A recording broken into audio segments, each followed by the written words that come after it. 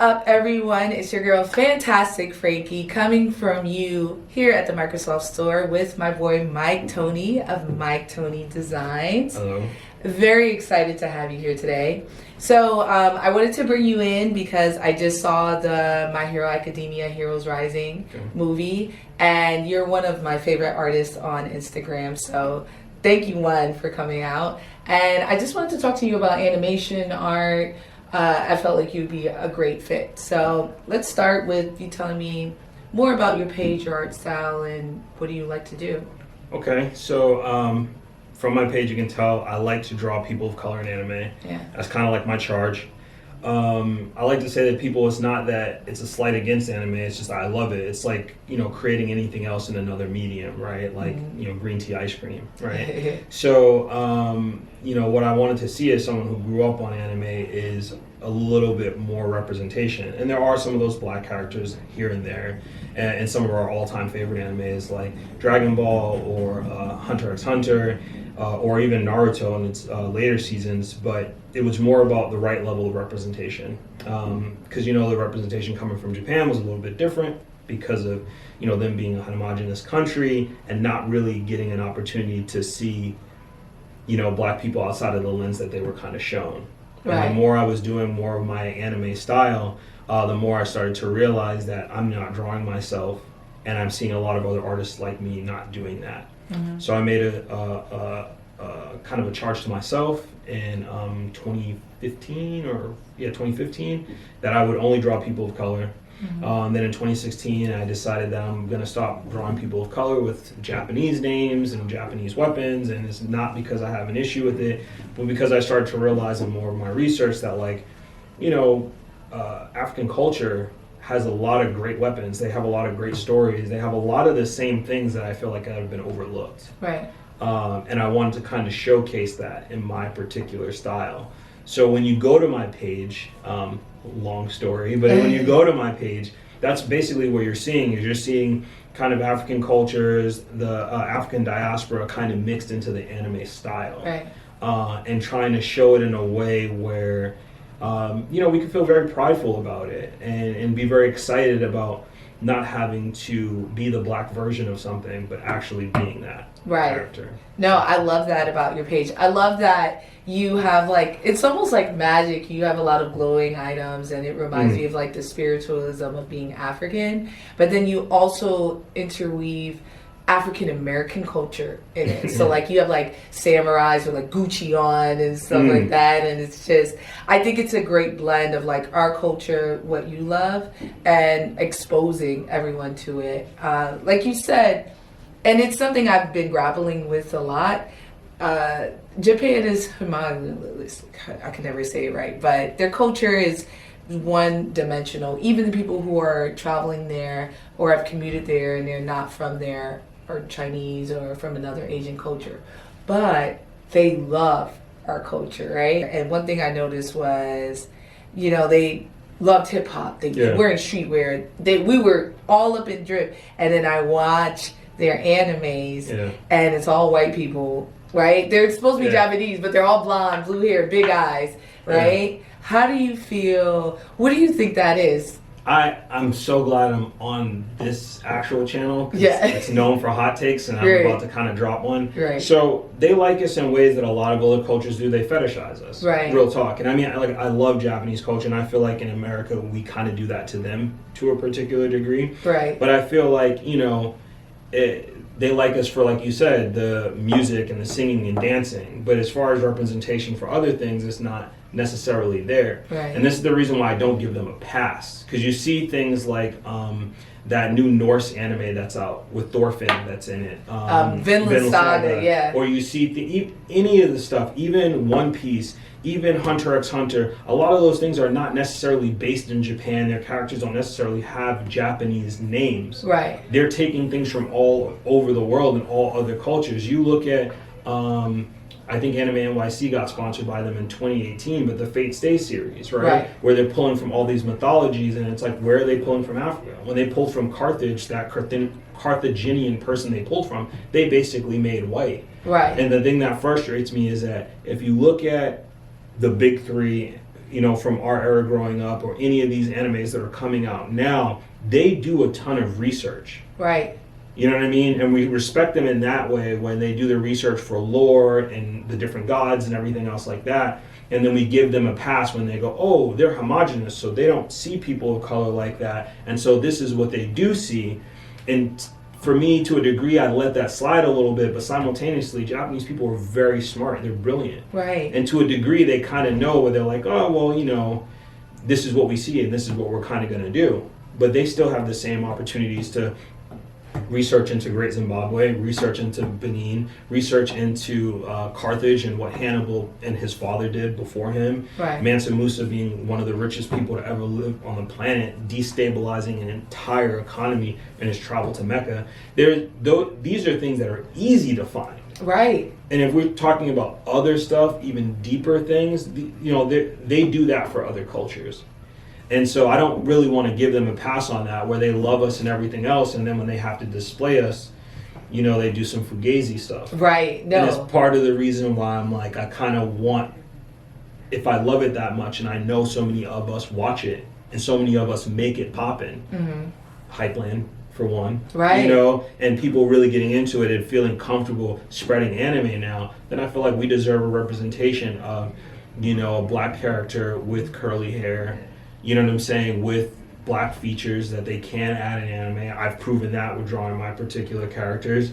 And it give us some representation that I know that they can find on the internet. No, I 100% agree. And once, I can only think of once and where they actually looked into it, which is Michigo Hatsukin. Yeah, Michigo Hatsukin. And that was in South America. So it was the first time I saw an Afro-Latina being an Afro-Latino. But even then, she was ghetto, right? She was hood, she was stripping, she was from jail, which was compelling, but at the same time, I get what you're saying. And going back to art style, and this is definitely something I want you to give me your take on. When they do draw us, a lot of times it's offensive, and let's not say Mr. Popo, he's whatever, right? Nah, he's on that list. He's on that list. But people give excuses and say he's like an alien or whatever. But let's say, have you seen The Promised Neverland? Yeah.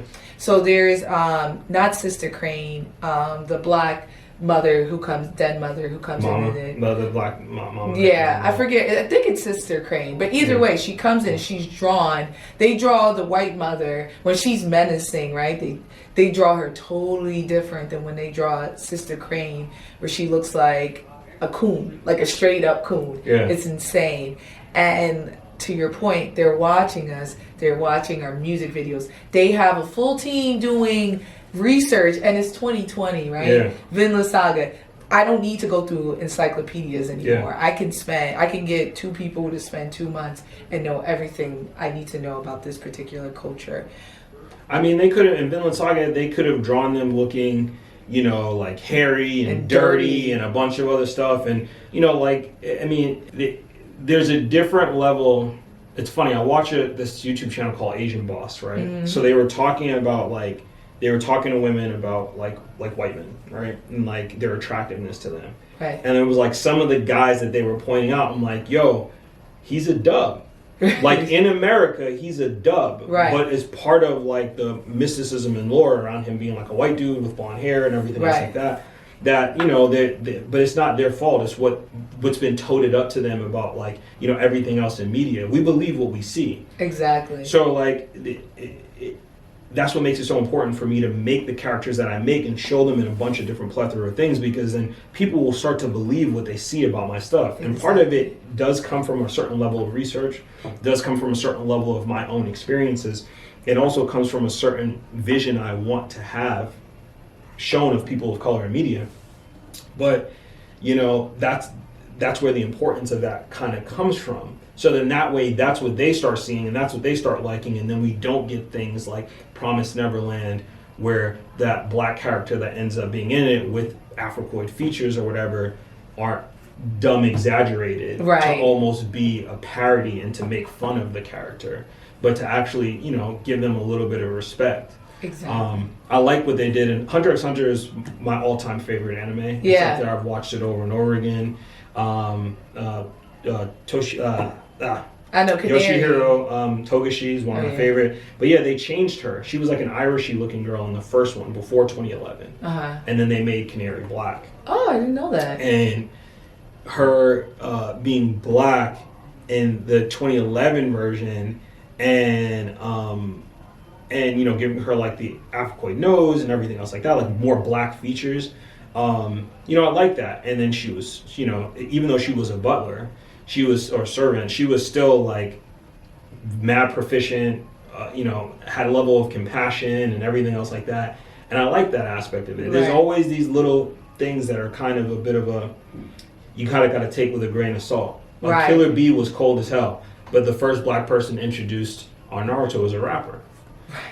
I know. So I just watched all of Naruto, right? So when I first saw Killer Bee, because I watched dub and sub, especially when I'm binging, because I got things to do. So if I'm doing something, I don't know Japanese. I need to play it in English and do whatever. So I'm listening to this rapper, and I look, and he looks like the he reminds me of like someone's uncle at the party after he's drank too much, right? He's like has a little belly, and just like I was like, they've been doing this dope character design for everybody, and now they got this blonde braided rapping, and in English is so offensive when he's rapping in English. And then when I had to switch it to sub, but I just was like offended. I was like, I'm not feeling it until he started scrapping and was cooking. But before that, when he was the first episode, because he doesn't fight until like the end of that episode. Yeah, he puts hands on Sasuke. Right. At the end. Which I never liked Sasuke. Yeah. So I just was like, I was stressed about it. I was like, look, I'm feeling you. And then they tried to redeem him, right? After they introduced this like black village, and well, a lot of black people like Naruto, and then they started to ultimately kind of see that later. And because we like a lot of animes where there's boxing.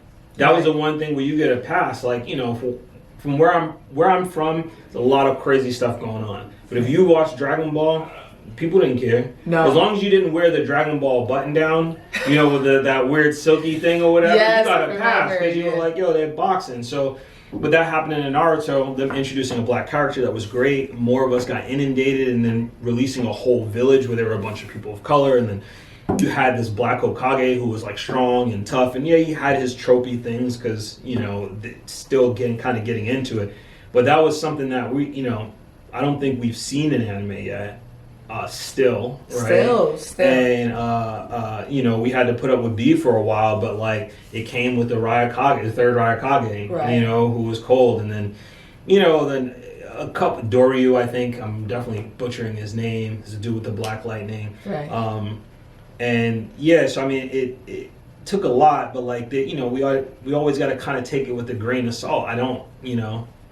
With my ability, I wanted to get my ability up so that people didn't have to feel like that to take it with a grain of salt. Right. And I feel like, I especially feel that way because I'm a woman of color, right? Oh, so I got to deal with being black, and then I have to deal with all the women got their titties out, or they're like crying, or they're chasing the weak guy and stuff like that. So I get what you're saying. It's like, it's something that we love and we all love to discuss and just watch, but then at the same time, sometimes I feel like I'm going against my beliefs when I'm watching it, right? Like you're not representing me, you're showing women in this light, you're doing this, at the same time, I really fuck with these fight scenes, so I'm gonna watch them, you know what I mean? And it's starting to bring me to a crossroads now, because we have so many avenues where we can highlight it, but I've been noticing now they're starting to play catch up. Even Crunchyroll, they had an award show, and they put black content creators to announce some of the awards. So they're recognizing that the black community is very invested in anime. That's why I think artists like you, I think CK Knight does a similar thing where they're drawing like art, but it's anime and such. So now I'm starting to see the CGI effect, right? So it's like, to me, and I wanted to speak to you as an artist about it, I see it, I'm like, they're lazy, right? So instead of drawing a river, they CGI that bad boy. Or like, I was watching the movie, the My Hero Academia movie, and they did a car scene. Half of it was animated, half of it was CGI, right? Yeah. And I was wild confused and hated it. So I'm watching it, the cars are CGI, and then the animated character pokes their head out, and I'm like, I felt like I was watching Roger Rabbit. I'm like, what is going on?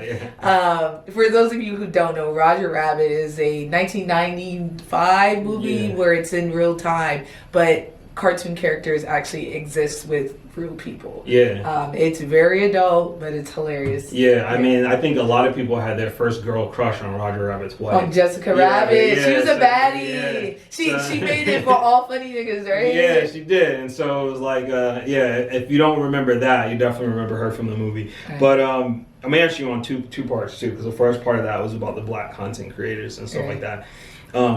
We make splashes and we do crazy things that get more people on board with stuff, and to be honest, realistically, we lead the culture in a lot of stuff. Right. I mean, that dude RMR did that like country music trap thing, and people love it now. And I'm listening to this dude's country music like, I want a whole album like this. Right. So you look at Crunchyroll, and there's a big, massive aspect for it, right? So they get Black content creators to, show off the awards.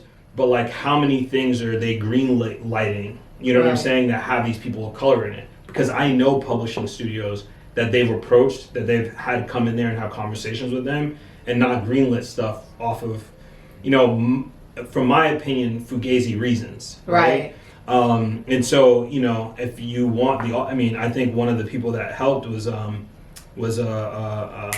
Supreme Dream, the whole RDC world. They were kind of there, and 2-3 million subscribers. Their engagement is insane. Their interaction rates are really good. So when I have these people, come on and do this show, and their fan base who's really engaged, to be like, yo, what is it for me to get a Crunchyroll thing? Right. If I know this is whatever, what is it for me to get this company that ideally looks like it's supporting us? Right. But are they actually doing it, within their content? So that's just me kind of with that. I like that because we see that all the time, right? They're like, let me throw a little bone over here. They put black bodies in there, and they're not necessarily, doing the behind the scenes stuff that basically actually adds to the cultural aspects of it. Right. Like that Matt Damon thing where he's like, we don't need necessarily diversity behind the camera. Right. When he was talking to that black film director. Right. And it's like, no, like behind the camera as well as in front ensures for a certain level of authenticity that we've been able to see. But not only that, adds that level of representation at all different levels, so that we all don't have to compete to be a basketball player, but be a manager and be a person who does the finance for that as well, knowing that position exists for someone of color as well. And then the second part, which is a little bit less deep, about the CGI stuff, is I can't rock with it, man. Yeah. I mean, like Demon Slayer does it really well, where they use it in such a way where it's generally moving really quickly. Right. They're using it for a lot of procedurally things that should be kind of generated, but it's not a focal point. Right. And then everything else is built off of the animation, right? And I think that kind of works because it's not necessarily in your focal point, so your eyes, like you're perceiving it in a way where it looks like it's hand drawn. Right? Our eyes and our brains will make up a lot of stuff that we're not necessarily focused on, just so what we feel comfortable as human beings, as animals. Right. But when you start doing it as a main thing to focus on, like the cars and then a head popping out, or like a bunch of people marching on like a painted background, then we look at it, and then what happens is you get this thing called the uncanny valley. Huh. It's the thing that you ever see someone get facial work, and even though it's small, you just kind of know. Right. Yeah. Because your face is meant to be off balance. There are certain imperfections in your face. There are certain imperfections in things that our bodies just interpret because we know. Right. Do you ever see someone draw a face and it's perfectly symmetrical? You kind of know it. You feel a little something inside. Right. That's because your body knows it's not real. Right. And so now when you have the CGI and you have a character walking, they don't if the weights on the character isn't painted correctly or the animation isn't done to a T, you feel the floatiness of it. Right. And then your brain starts to interpret the uncanny valley. Right. And then that's what takes you out of the experience. Right, exactly. And I mean, and maybe it doesn't bother everyone, because it bothered me, but other people are like, I loved it, I thought it was amazing. But speaking about Demon Slayer, they just won Best Animation on top of Best Show, which I didn't think that was that. But how do you feel? Do you feel like if Demon Slayer beating out a show that doesn't use any CGI, do you feel like that's justified for them to win Best Animation? I mean, I think so. For the simple fact of the matter is, people message me all the time and they ask me about what I'm using, right? Like my tool sets and everything else like that. And I go, oh, I'm using this, and I might click on their image and I'll see their work. And I know from their asking that question that they believe their work is going to change for the better if they start using a Cintiq, if they start drawing digitally. And anybody who draws digitally will tell you that it's harder because you have the parallax effect, you don't have haptic feedback from drawing on actual paper. It's not, even though you might be drawing on the screen, it's not entirely one-to-one, right? And so your style ends up changing and developing. And what you end up learning is that it's not necessarily the tools, it's the person behind the tools. Right. And so, you know, we've seen CGI done very poorly. We've seen these Netflix shows where they pitch it as like an anime and then it's all CG and it's just kind of like, ugh. And to me, like when a character lands and he does that weird kind of bounce and his elbow doesn't look right because it's a 3D tubular thing, so they can't get it to kind of close. It breaks the whole mood for me. And I think that they're relying too much on the tools instead of, you know, being a master of the craft and kind of behind that. Right. And I was trying to figure out a way to word this because I was talking to somebody else about this. And my family comes from a lot of manual labor. They do a lot of electrician work. And I had the opportunity to work with my grandfather a couple times. And he had 3 tools.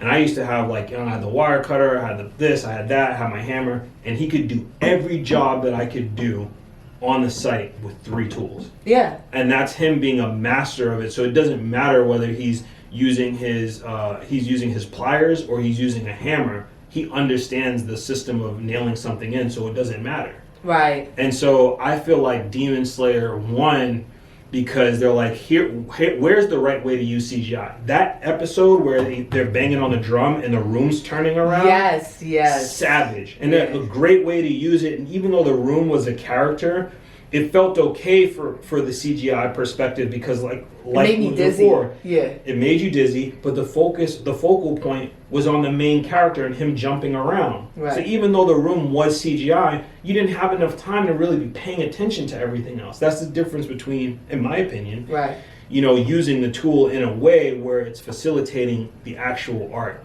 of animation. There were other animes that had really great animation in them that they didn't use 3D at all, and I thoroughly appreciate that. But, you know, if someone can find a tool that can facilitate animation and it still look good, I think that is a mastery and a craft of itself. Right. No, I think that's great. It reminds me of like Attack on Titan. Everyone's favorite character is Levi. Yeah. I mean, and they're also another show that I love that they're CGI and their art in it. But Levi is the perfect example of where a testament to what you're saying. He is just an all-around skilled and seasoned fighter. Mm-hmm. So he's going against Titans who could talk, who's sentient now, who they've never trained for, but he's dirty regardless, right? So he gonna fuck you up regardless. Yeah. And I get exactly what you're saying, and that actually provides a clarity that I think I needed because I was like, I don't think this is fair, but as an artist, I can't speak to it because I don't know. Of course, I can appreciate art and understand. But I could never really. I'm like, this got to be cheating. You know what I mean? To me, it's like it felt like cheating. I mean, you know, it's like there are a ton of people in sports, right? Using sports enhancement, right? And they're not, and nothing's happening for them because they're not used. They're not. It's not in combination with, you know, a certain level of training, a certain level of a mindset. Right. So it really doesn't matter. You know what I mean? Like Levi is an example. Yo, you can give him a cannon or you can give him a sword, and in the back of his mind, he goes, I need to hit him in the back of the neck. I don't care about anything else. My skill set is built toward that. And so a lot of stuff can get confused because then you're like, man, I can use this weapon to do this, and I'll take them down to this. And he's like, no, that's just, you're doing too much. Right. Get around him, hit him in the back of the neck, cut that innate part out, done. I need to do it. Cut his leg, shows the back of his neck, hit him in the back of his neck, done. Cut his arm so it drops off the back of his neck. And you know, that's like understanding what needs to be done in order to get the project done correctly. Right.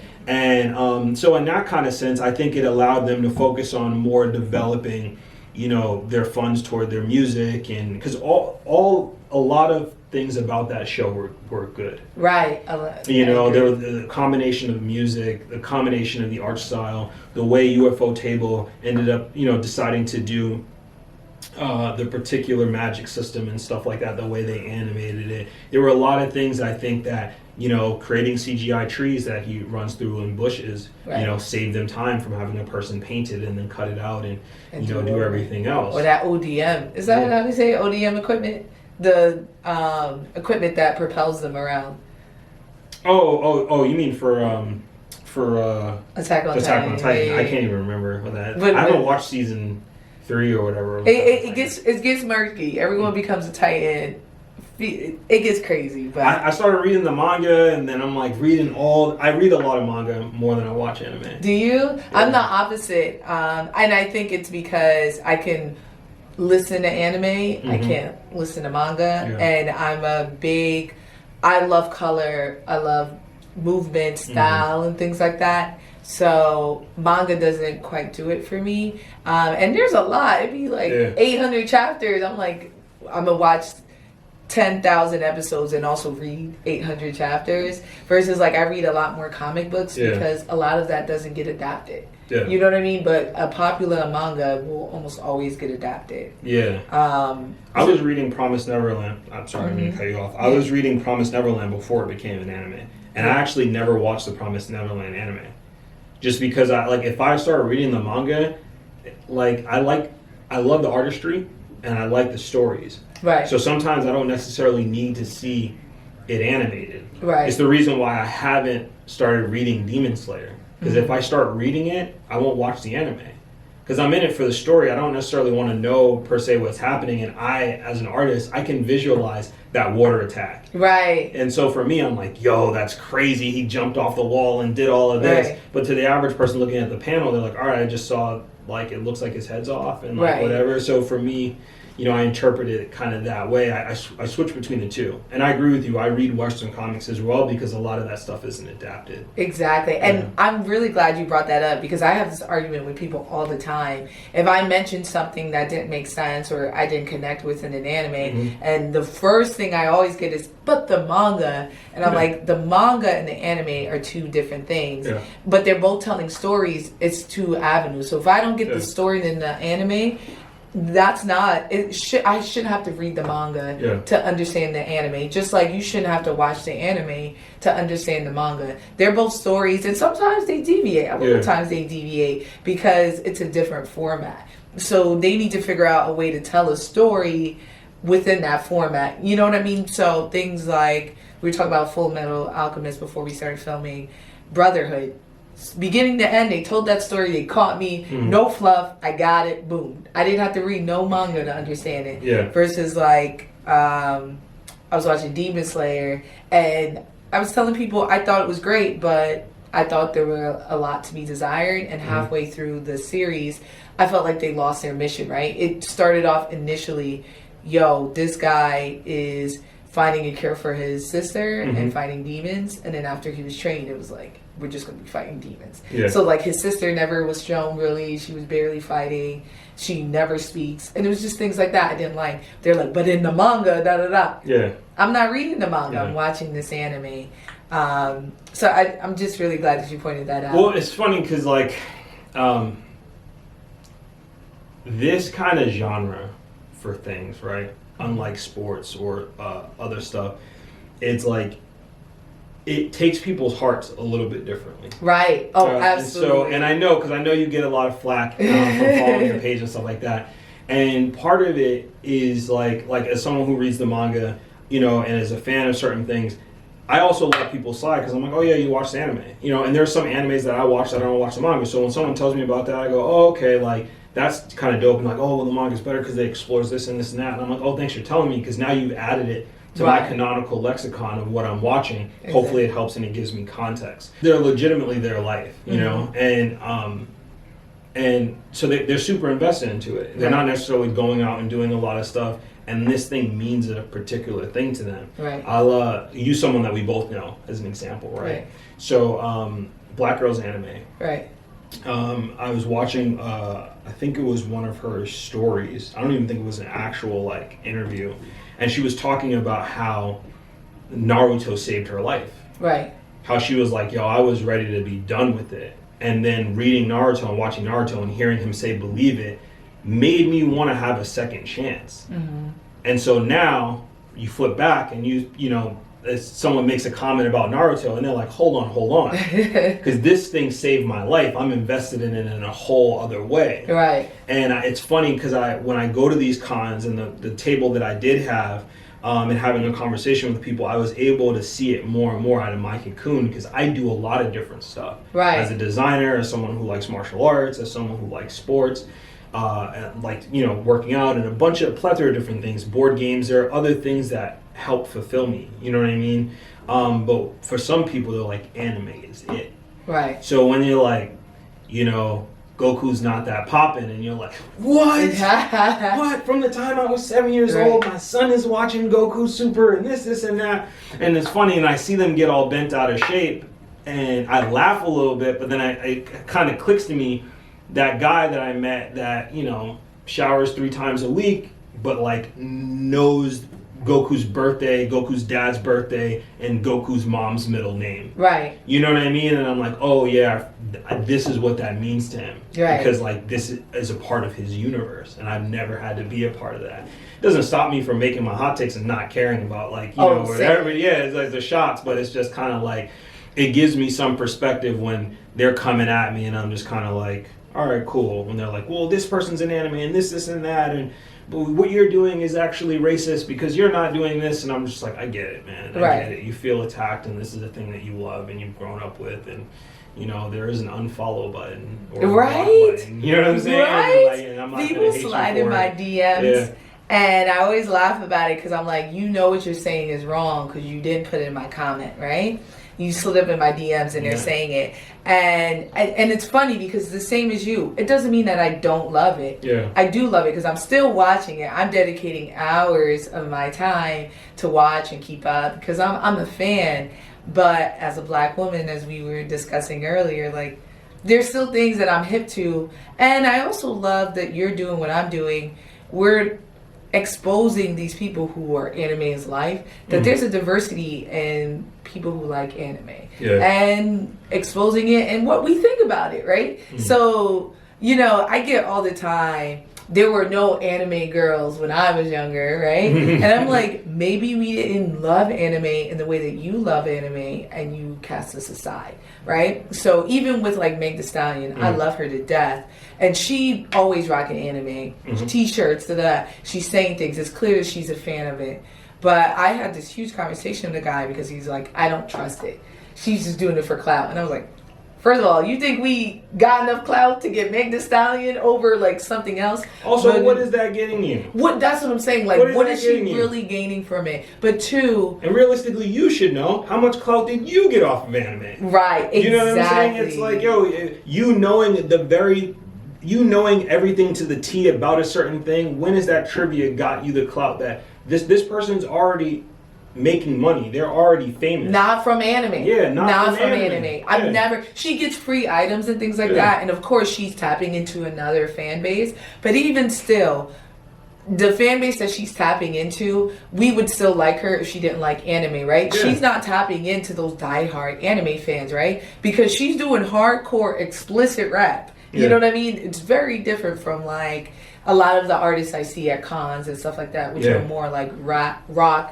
Mega Ran, heavy. So it's just things like that. But that goes into another conversation of her being a woman, her being into hip hop, her being sexy, and how we're perceived, and the gatekeeping that comes around with holding something so sacred. And you know what? I'm gonna say this for everybody that's watching. Yeah. Stop doing that. Yeah. You stop. If you see a girl and she likes anime, even if she's pretending, this is your dream. Yeah. As a person who's an anime person, as a person who's an anime dude, don't gatekeep. Let him in. If if you're interested in women and that's your vibe, and you're like, man, I can't trust it, don't gatekeep.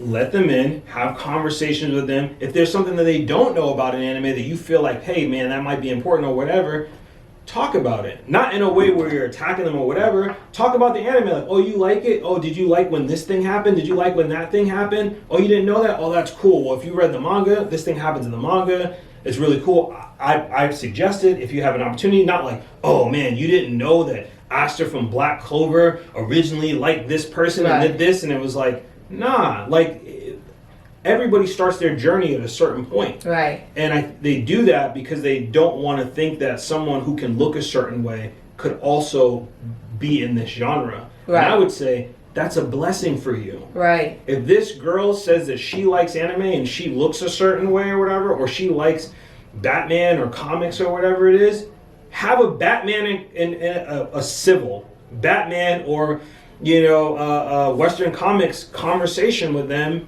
and if they know more than you, appreciate it. If you may know more than them, educate them in a way that you would your guy friends when you're like, dog, you gotta really watch this. This thing is really dope. It's blah blah blah blah blah. Like, if you're a dude, you I can I curse on here? Yeah, I curse all the time. Yeah, you're fucking up. Like, this is just your opportunity. So like, don't ruin that. You know what I mean? There definitely is a lot of that.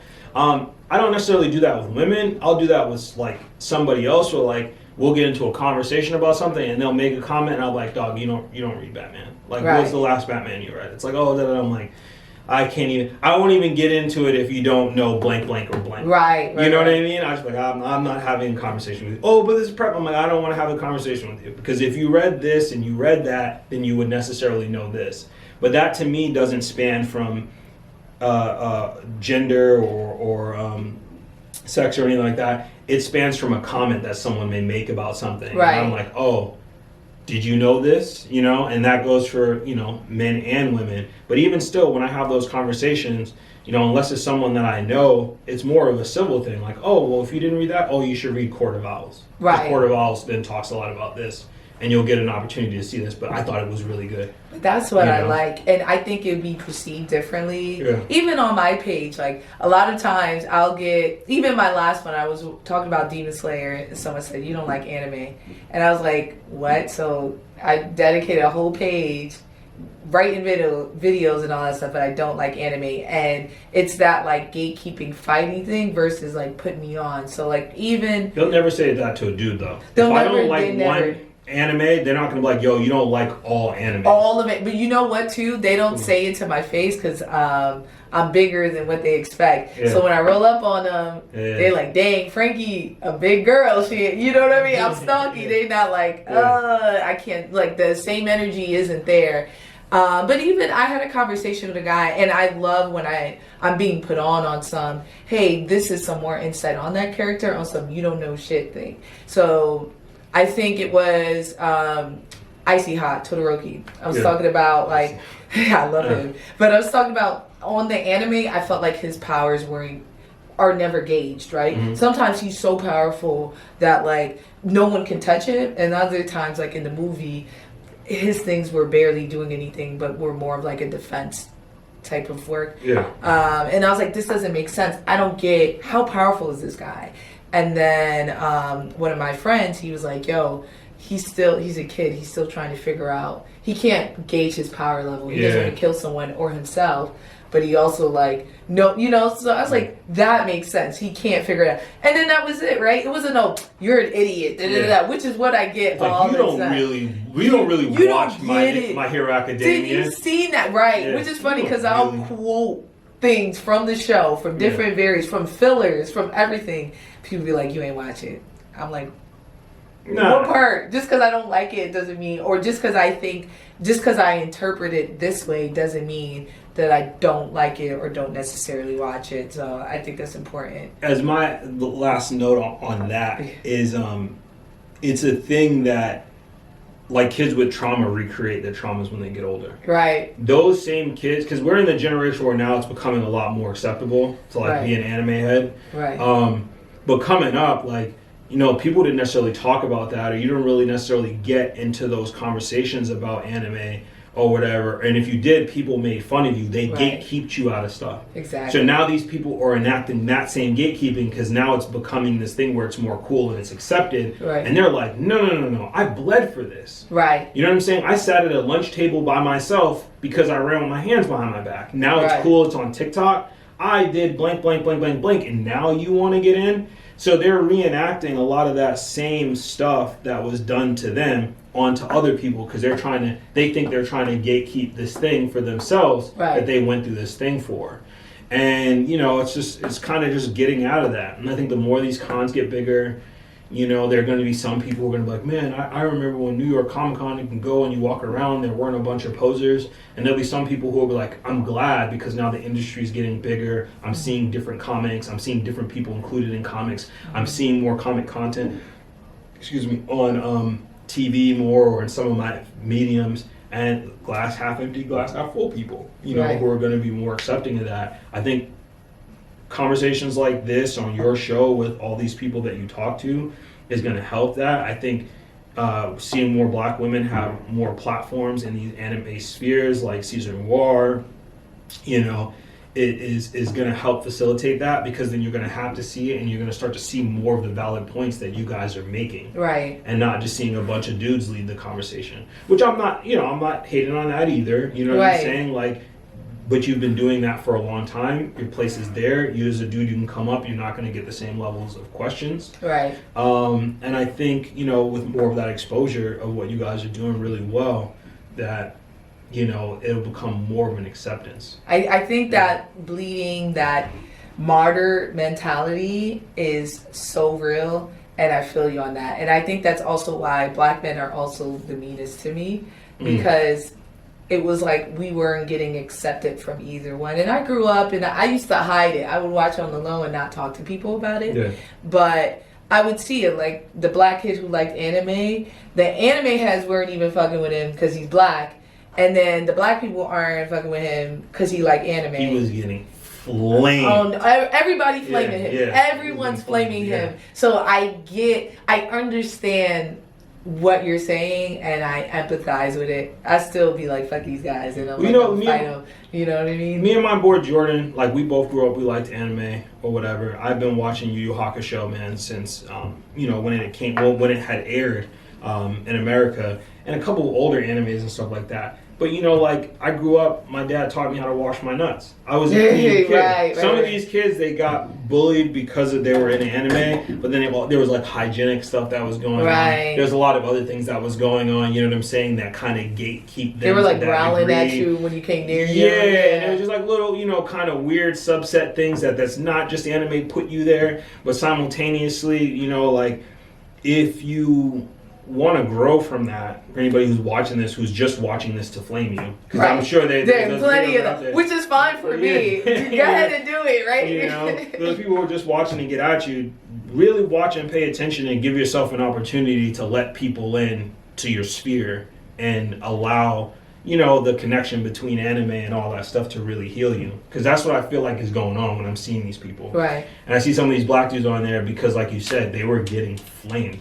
White people didn't accept them because they were like, you're not really into anime. Same thing that they're saying to you. Right. And the black people were like, yo, you're not black because you're way into this anime. And the animes you're watching are not just people boxing. You're watching slice of life. I don't know what that is. Right. You know Exactly. what I mean? Exactly. And so, now you're in a new era. Allow these people to come in and have that conversation, because I'm sure, I've seen you in your comments have conversations with people. You know what I'm saying? I just don't think people understand that you also have the gumption to come at them if they come at you. Right. But simultaneously, you'll have an actual conversation with them if they want to have an actual conversation about it. I've actually done both. So I've had someone that I'm like, you come at my neck, and I'll like cut them up real quick, and then he'd be like, all right, well, let me talk to you in this way. And I'm like, oh, cool. Like, I don't take it personally. Yeah.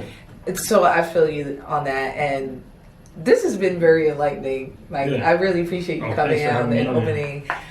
This was amazing. I'm so glad. I'm definitely going to ask you to come when something else comes up and I want to talk to you and get your perspective on it. So tell everyone where they can find you. So you can find me on my IG, Mike Toney Design. That's where I do most of my posting and where I tell the longer forms of my story. I actually am getting more involved with Twitter and talking with more people on the whole Twitter sphere. So if you want to follow me there, that's dope. I answer all my DMs. I answer most of my comments if it's some kind of civil stuff or I got the time for it. Yeah, but you can just hit me up there. I also have my art book, or it's more of an anthology, but it's called Black Anime, Lost Children of the Diaspora. And it's more about kind of why I do the work that I've done. And then if you're someone who's followed me and you want to know more about the stories and the characters that I talk about, you can find a lot of that stuff in there. So awesome. So you guys look out for my video coming up this week on Friday. And of course, I'm going to feature a lot of things my Mike Toney design. So if you have any questions, you'll be able to find him on my page. So until next time, have a fantastic week, my friend.